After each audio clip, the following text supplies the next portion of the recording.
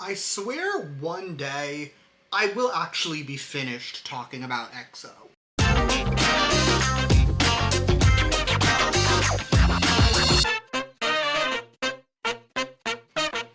However, today's not the day. Today is not that day. Today, I'm resurrecting yet another intermission from my fallen angel. Not even a fallen angel. She's doing delightfully. My history of EXO. The 4.5 hour, almost 5 hour actually, monstrosity that I made like 2.5 months ago now, or posted, I should say. 2.5 months ago. I'm resurrecting another intermission. We're ranking EXO singles today. To be fair, when I was gonna make this part of my big history of EXO, I was gonna throw in like solo singles and other releases like Dancing King, that kind of thing.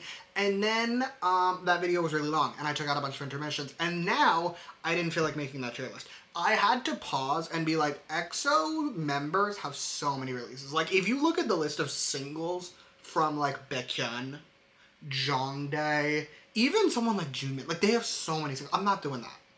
I'm not doing all that. So I stole a tier list off tiermaker.com. I'll put it in the description if you want to do it. But that's the tier list we're using. Some other things before I begin. Thing one is I do have a drink. This is literally just green apple liqueur. Usually for these things, when I make something with green apple liqueur, I'll make like an apple teeny. And I'll throw some lime juice in there, maybe some sweet and sour mix. No, that's just green apple liqueur. And it's actually quite delightful. Thing two is just to cover my bases. These are my opinions, right? Like, I'm gonna rank the EXO titles on this tier list, and these opinions are mine. You can think that every single ranking is wrong. My top tier can be your bottom tier. We are not the same, so that's fine. Okay, so here's my screen. Here are my tiers. I did rename the tiers. If you go to the tier list in the description, you will see that I remade the tiers, but here are the tiers. Okay, we're gonna go through the tiers.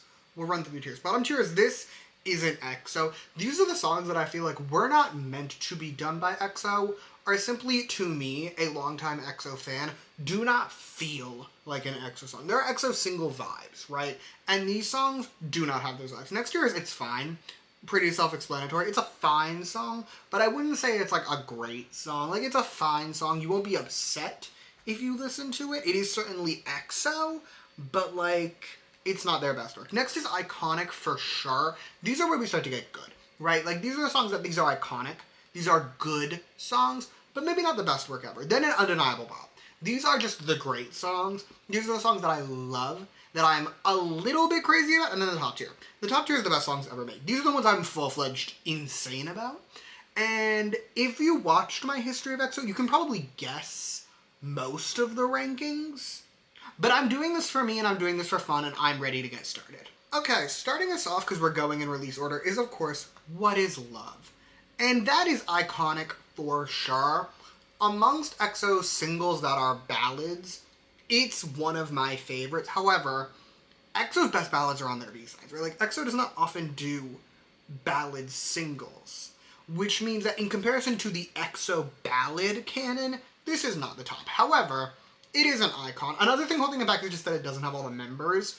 To be fair, there are certain members who in Mama era couldn't sing super great, so that's not necessarily a bad thing, but it does knock off a little bit of point. Next, we have the other pre-release, which is, of course, History, and that is an undeniable bop. History, low-key, I feel like is one of EXO's most underrated songs, exclusively because it came out before they were massive, right? Like, I think if History had come out in, like, 2016, it would be widely considered one of EXO's best singles. It just so happened to come out before they actually debuted, because History is a bop.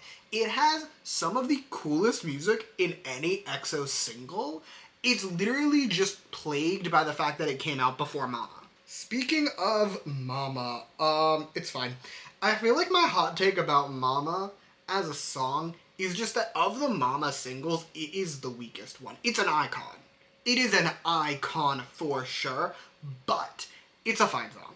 It's not their best work. Like, I think it's really one of their weakest singles. It's just being bumped up a little bit by the fact that it's their debut and the fact that I have Stockholm myself into loving it greatly. Next we have Wolf. I feel like Iconic for sure is designed for Wolf, right? Like, Wolf is so iconic, and one of the messiest songs I've ever listened to in my life. I swear to God, had I not heard it for the first time when I was 16 years old, I would have very different opinions on it, but here I am now. Here I am now, 10 years after hearing Wolf for the first time. I've sung this song a cappella at the Canadian border because, fun fact, a lot of cell service doesn't work around the border. So me and the bestie were driving to Canada one time and we started singing Wolf. And that's become our tradition now. Whenever we go to Canada, if we're at the border, we will just start singing Wolf. Like, Wolf is an icon. Oh, it's time for Growl. Am I willing to put Growl in Best Songs Ever Made? No. It's gonna go in Undeniable Bop, though. Like, Growl is so close. The thing that holds it back for me, personally, is just, like, it's not one of the best songs ever made. Like, EXO has insanely goated titles. Growl is not one of them, but Growl is so good. Growl is so fun. It's so poppy. Like, I see why Growl is the song that made EXO the biggest group we'd ever seen. Guys, it's time for our first Christmas single, which is Miracles in December. And where do I want to put her? It's going in iconic for sure. I feel like Miracles in December is another one where there are just better EXO Christmas songs, right? Like, even on the Miracles in December album, it's good, but there are songs on there I like more. And in general, like, it's a good song. It's a gorgeous ballad. It just kind of falls into the same thing as What Is Love, where it's like, EXO ballad singles are their better ballad singles, but, like, they're ballads on the B-sides, like Promise 2014, What If, My Answer. Like, the ballads that are B-sides will always be superior to the ballads that are titles. Anyway, let's talk about Overdose. Overdose is one of the best songs ever made. Overdose is a song that I undeniably believe is one of the finest things to come out of SM Entertainment, like, musically. Even if I were to pull my own derangement about EXO and put that to the side, Overdose is a classic. Overdose is an icon. Overdose is nothing short of pop perfection. It's one of the best songs ever made. Oh god, we've hit deranged Simon era, because it's time for Call Me Baby. And Call Me Baby is not my favorite EXO title, but I do believe is the greatest boy group song ever made. Like, there are few songs from K-pop boy groups that I think are more perfect boy group songs than Call Me Baby. Call Me Baby is that bitch for a reason. Yes, I'm doing 3 in a row in the top tier, whatever. Love Me Right is my favorite EXO title. Love Me Right is my favorite EXO title. It's just literally one of the best songs ever made. I don't know what else to tell you. Like, Love Me Right is the perfect song for me specifically to go absolutely and undeniably deranged levels of insane about. And we're back with another ballad. Sing For You is fine. It is not the weakest EXO Christmas single, but it is definitely in the bottom half, and it's fine. It's a fine song. I did really like it in 2015 when it came out, but, like, it's 2025 now. I've grown as a person, and I've also heard every EXO ballad ever released, like, 5 times, and it's fine. It's a fine song. Honorable mention, if Unfair was here, I'd probably put it in iconic for sure. Oh, Lucky One. Lucky One is an undeniable bop. I am of the opinion that Lucky One was done dirty by not being a mainline single. Because if Lucky One was a mainline single, it's like history, right? If the times were different, if Lucky One was a mainline single of an EXO album, it would be considered one of EXO's best work, right? Like, this is one of the danciest things they've ever put out, and it's one of their best. It's such a bop, it was just overshadowed. Speaking of, let's talk about Monster. This isn't EXO. This isn't EXO. I feel like Monster is actually a great example of my This Isn't EXO tier, because if you look at their, like, big singles that are up here, that we've already done, right? Overdose, Call Me Baby, Love Me Right, Growl. These songs are dancey for sure. They're definitely more poppy. And then there's Monster. And Monster to me sort of feels like a predecessor to, like, the noisy K-pop era that came a year or two later, right? Like, it's not bad. It's nowhere near the worst noisy K-pop song we got in 2016. However, it's also not EXO. Like, sitting here in 2025, I have much more fondness for Monster than I did in 2016. In 2016, I couldn't stand this song. I fucking hated this song. In 2025, I can acknowledge Monster has strong moments. The bridge, excellent. However, in general, it's not an EXO song. I cannot believe that I'm about to do this. And if you told 2016 Simon C was going to do this, he'd think you're crazy. I've grown to really like Lotto. Lotto's fun.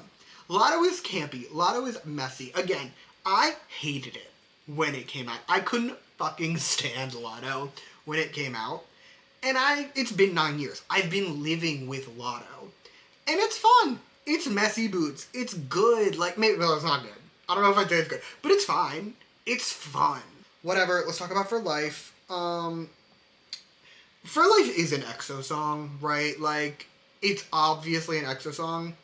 But I am also of the opinion that For Life might be their worst ballad in their entire catalog. Like, EXO ballads, fuck. Even the ones up here, even What Is Love and Miracles in December, their ballads fuck. And then For Life is kind of just there. And I'm like, this isn't EXO in, like, the ballad sense. Like, this isn't an EXO ballad. I don't know who this ballad was made for, but it wasn't EXO. Oh god, where in the actual fuck do I want to put Coco Bop? Listen, I like Coco Bop for other reasons. Also, honorable mention to The Eve before I forget, iconic for sure. However, Coco Bop is another song where I'm like, this isn't EXO.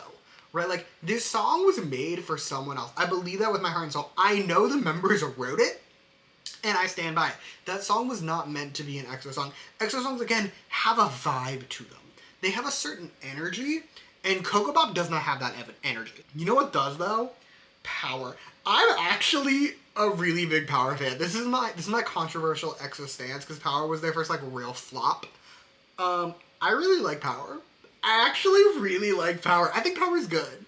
Guys, Power is good, actually. Power is so fun. It's so catchy. It's so good. I don't know why society hated Power. I'll never understand that. I'll never understand why the general public decided that Power was bad, because Power is so fun. Now for Universe, our final Christmas song, and also our highest rated ballad, because I love Universe. I love Universe so bad. I actually think Universe, of their ballad singles, is the best one. By, like, a wide margin, even. It's so gorgeous. The composition on it is incredible. The vocals are some of the best in any EXO ballad. Like, Universe is the only EXO ballad title that I think actually holds up if you put it side to side with, like, other EXO ballads that are B-sides. Anyway, next we have Tempo. And Tempo's iconic for sure. Dare I say, actually, yeah, I'm gonna put it in Undeniable Bop. Tempo's really good. Tempo's actually, like, really good. This time Society agrees with me. Society does agree that Tempo's really good. But, like, Tempo's so good. I feel like Tempo... No, I'm not. I was gonna say it's the last, like, goated EXO title. That's not true. There's one more on here that I do feel like is goated, but it's the last EXO title that I feel like was goated both musically and, like, receptionally. Like, the general public also really liked it. Like, Tempo's an Undeniable Bop, and again, one of the strongest bridges in EXO's entire catalog. Love Shot, however, is fine. It is EXO, unfortunately, like, it is, but I don't like it very much. Love Shot is a fine song, right? Like, it does not offend me in the way that, like, Coco Bop probably does, but I don't like it very much. Obsession, however, is not EXO. I'm so sorry.